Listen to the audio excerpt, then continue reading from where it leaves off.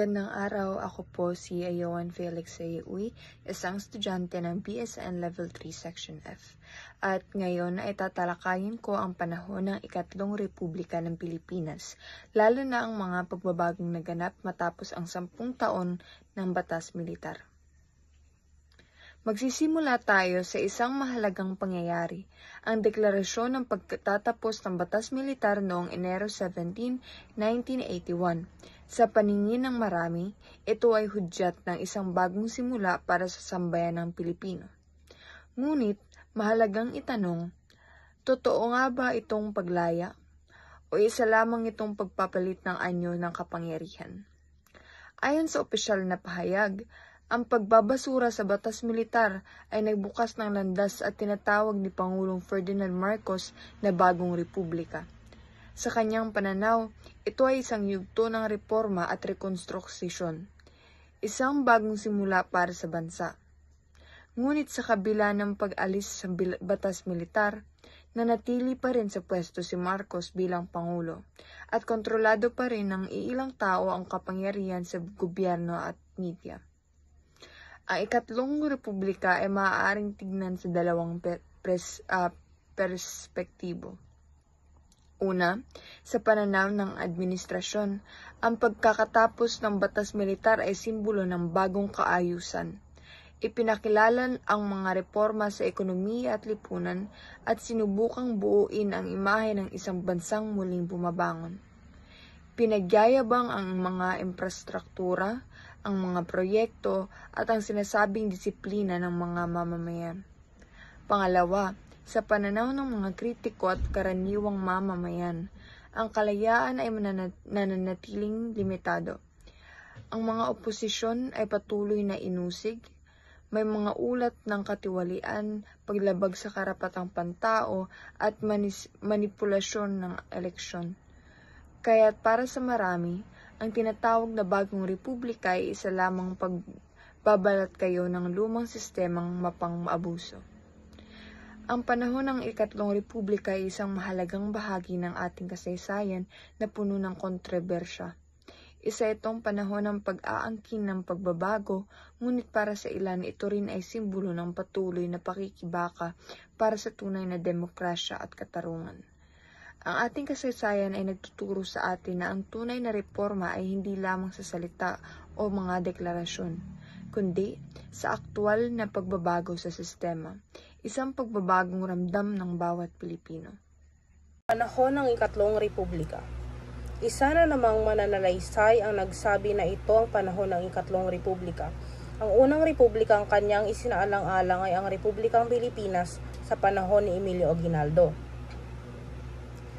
Ayon sa historiador na ito, ang itinuring niyang unang republika ay ang Republika ng Malolos na pinamumunuan ni Emilio Aguinaldo. Ito ang karaniwang kinikilala bilang unang republika sa kasaysayan ng Pilipinas. Ang ikalawa ay ang paglaya natin sa ilalim ng pamahalaang Amerikano. Ito ang ikatlo dahil muli na naman daw naging malaya ang bansa dahil sa pagkakaalis nito sa ilalim ng batas militar. Ang tinutukoy naman dito na ikalawang republika ay ang panahon ng paggamit ng Pilipinas ng kasarinlan mula sa Estados Unidos noong Hulyo 4, 1946. Ang karaniwang tinatawag na ikatlong republika. Sa mas tanggap na pagbabahagi ng kasaysayan, mahalagang tandaan na mayroon ding tinatawag na ikalawang republika na itinaguyod ng mga Hapon noong World War II.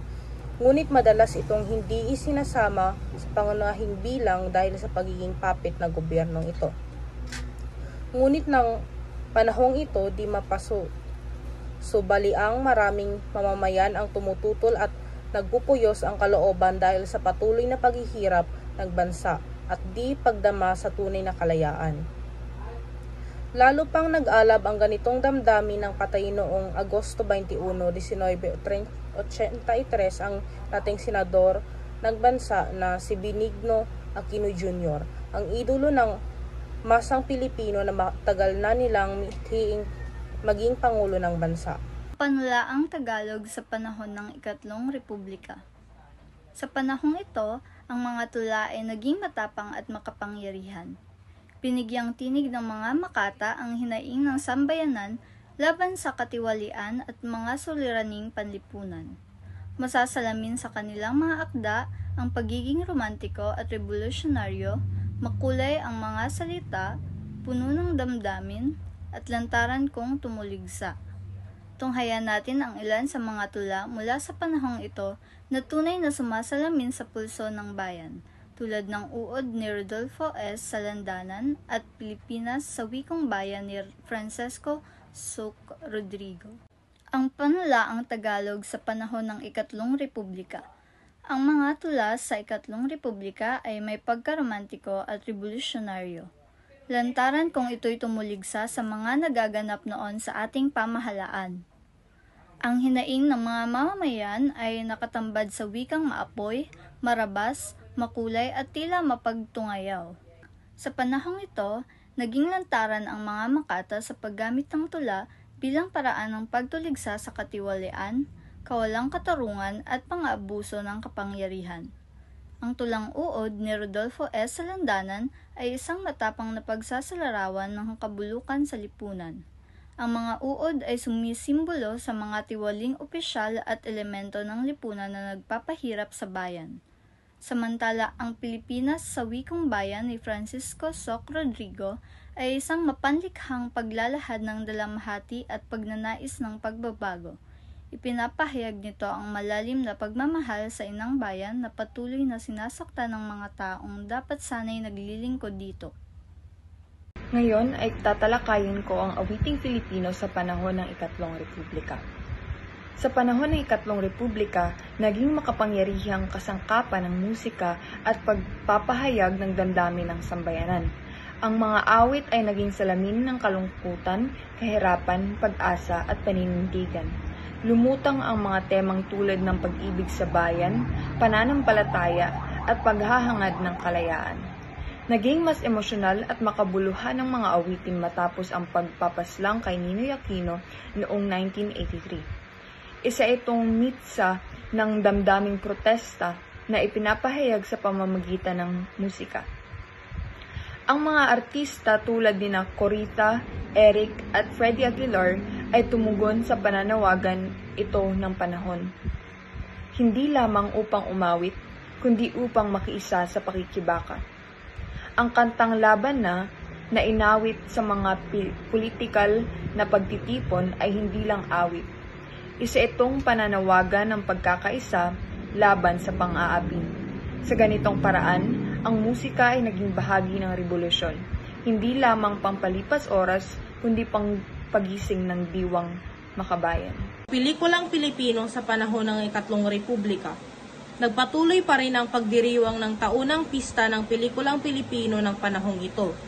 Lalong di napigil ang pagkagilo ng mga tao sa mga pelikulang nanghihingil sa seks. Kaya naman sinamantala ng mga ganitong uri kahit na ito'y nagpapababa sa moralidad ng mga Pilipino. Sa panahon ng Ikatlong Republika, nagpatuloy ang selebrasyon ng pista ng pelikulang Pilipino.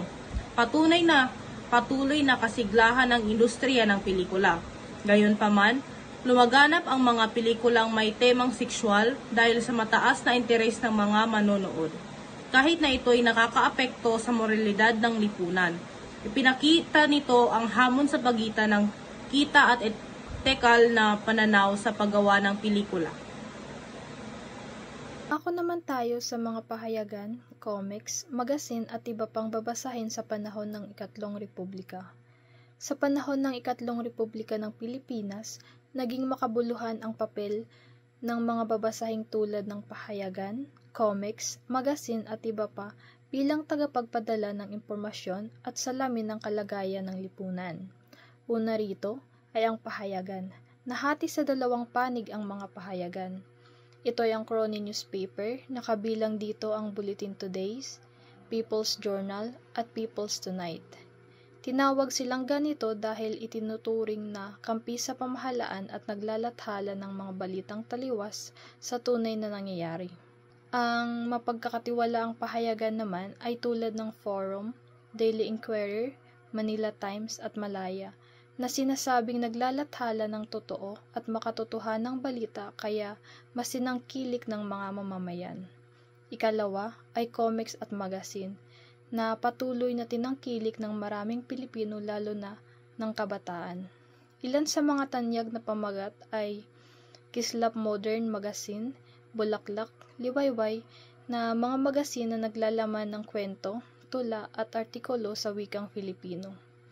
Kabilang rin rito ay ang Extra Hot, Jingle Sensation, Love Life, Extra Aliwan, Hiwaga at Holiday na nagbibigay aliw impormasyon at minsan ay komentaryo sa lipunan.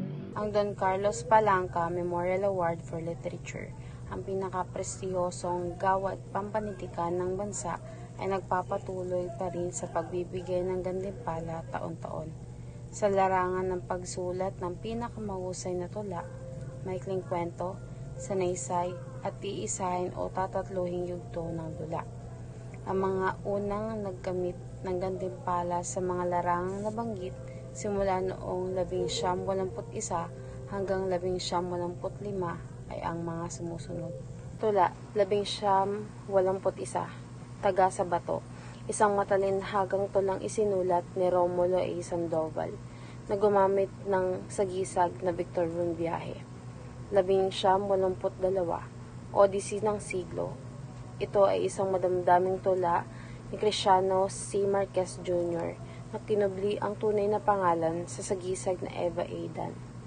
1983, Panahon ng Ligalig ni Jose F. Lacaba na gumamit ng sagisag na Bernardo Makiling. 1984, Bakasyonista ni Thomas F. Agulto na kinubli sa sagisag na Sarmiento J. de la Cruz. 1985, Punta Blanco ni Mike I. Bigornia sa sagisag na Haraya Negra. Maikling kwento, 1981, Di Mo Masilip ang Langit ni Benjamin P. Pascual sa sagisag na Radamin.